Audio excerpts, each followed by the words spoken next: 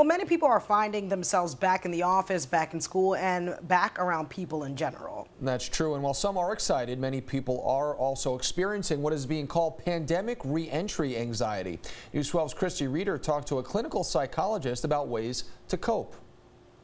Things are changing. More is opening up, restrictions eased, but now a new concern, anxiety about going back to normal. And here we are. We've been told we're fighting this war against an enemy we can't see, and that to keep ourselves safe, we have to wear that mask and we have to stay home and we have to stop doing the things that we love. We stop hugging the people that we care about.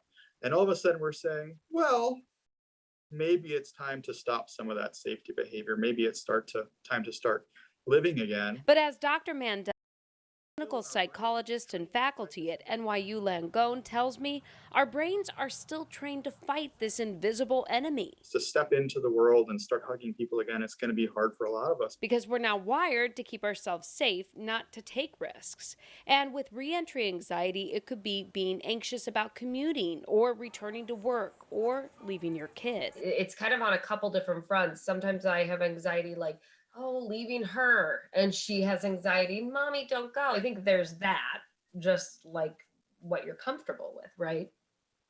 Yeah, making choices right now is really hard to do. I think that's something that we're all struggling with. We're all looking for information, looking for guidance. We asked you on social media if you can relate. Suzanne says no, but Paula says anxiety on high.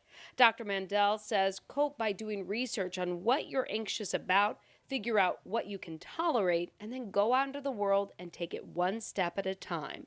Christy Reeder, News 12.